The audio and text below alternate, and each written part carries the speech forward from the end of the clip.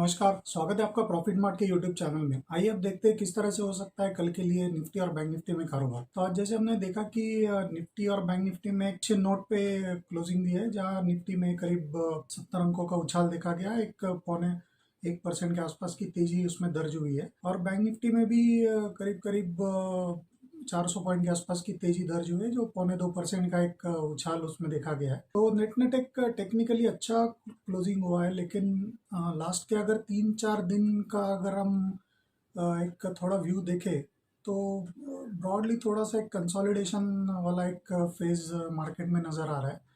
क्योंकि जिस तरह का एक हेवी फ्लक्चुएशन वाला फेज हमने इसके पहले देखा है, तो लास्ट के 4-5 सेशन से वो वोलेटिलिटी भी थोड़ी सी कम हो गई है। मतलब जहाँ निफ्टी के दिन के 600-800 पॉइंट के स्विंग होते थे और बैंक निफ्टी भी करीब 2-2 हज़ार पॉइंट 1,500 पॉइंट से ज़्यादा के स्विंग एवरी डे दिखा रहा था, तो उस तरह की वोलेटिलिटी अभी नहीं है, वो थोड़ी कम हो गई है। हालांकि मार्केट में अभी भी वोलेटिलिटी बहुत ज़्यादा है, लेकिन उसको हम प्रीवियस कुछ 1-2 हफ्ते से अगर कंपेयर करें तो उस कंपैरिजन में बहुत कम है वोलेटिलिटी। लेकिन अभी भी क्या ये मार्केट ट्रेडेबल है, ये कहना मुश्किल होगा, क्योंकि जिस तरह के सडन प्राइस स्विंग्स स्टॉक्स में भी और इंडेक्स में भी देखे जा रहे हैं, तो उसको कैच कर पाना थोड़ा ट्रेडर्स के लिए मुश्किल हो रहा है।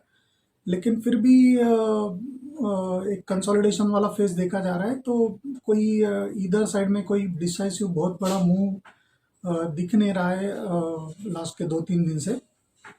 तो ब्रॉडली अगर हम निफ्टी की बात करें तो निफ्टी का एक रेंज बना हुआ है, जो 8,800 ऑन द डाउन साइड और 9,200-240 समवेयर वो रेंज है, जो उसका एक अपर एंड है। तो फॉर द टाइम ट्रेडर्स को ये देखना चाहिए कि उसका एक हायर एंड पे अगर इंडेक्स आता है तो उसको सेल करने का देखना चाहिए एक 100 पॉइंट के स्टॉप लॉस से।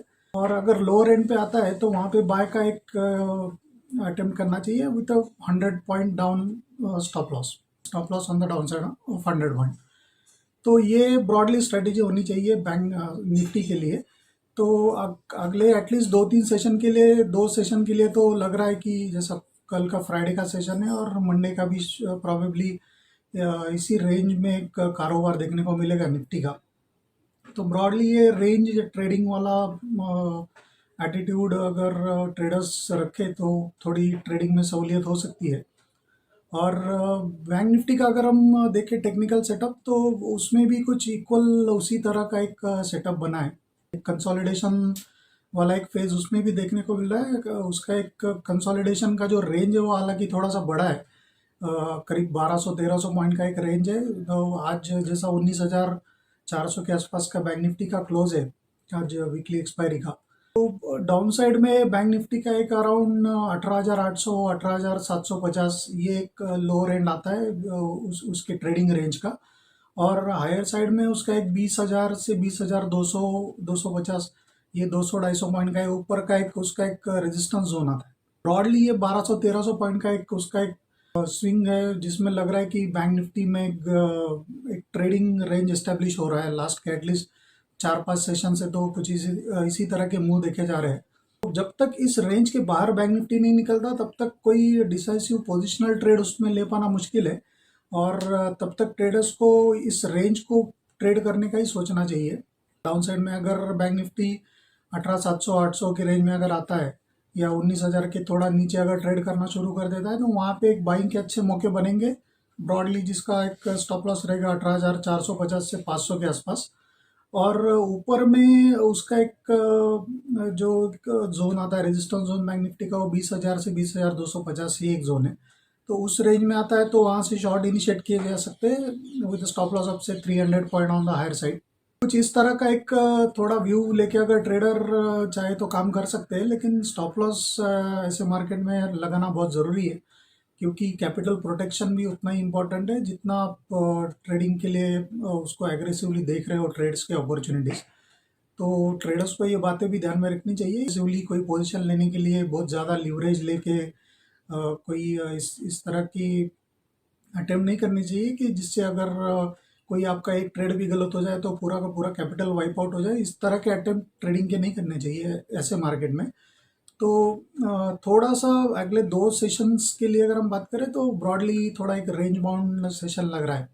ऑर्डर चार्ट पे अगर हम बात करें तो निफ्टी जब तक अभी 8,500 8,550 इस रेंज के नीचे जब तक क्लोज नहीं होता है, तब तक उसका जो एक अंडरटोन है वो पुल बैक मोड में बना रहेगा।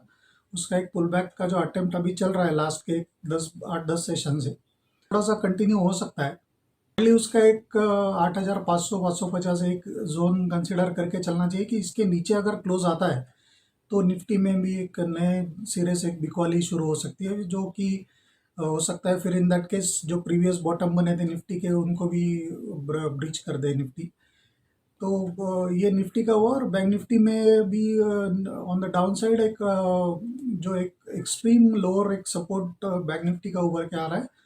तो एक जैसे मैंने बताया कि 18,800 900 के 800 के आसपास का एक है, लेकिन उसका एक बड़ा एक सपोर्ट जो निकल के आ रहा है वो करीब 18,000 18,100 इस रेंज में आ रहा है। तो 18,000 या 18,100 इसके नीचे अगर बैंक निफ्टी क्लोजिंग बेसिस पे अगर सस्टेन होता है एक आध दो दिन, तो फिर वहाँ से हमको और भी करीब 1,500 से 2,000 पॉइंट का 2,000 पॉइंट का डाउन साइड और भी ओपन अप हो सकता है, उसकी रिस्क बढ़ जाती है। ब्रॉडली अगर पोजिशनल कोई ट्रेड कर रहे हैं तो उनके लिए 18,000 का एक स्टॉप लॉस रखना बहुत ज़रूरी है बैंक निफ्टी में।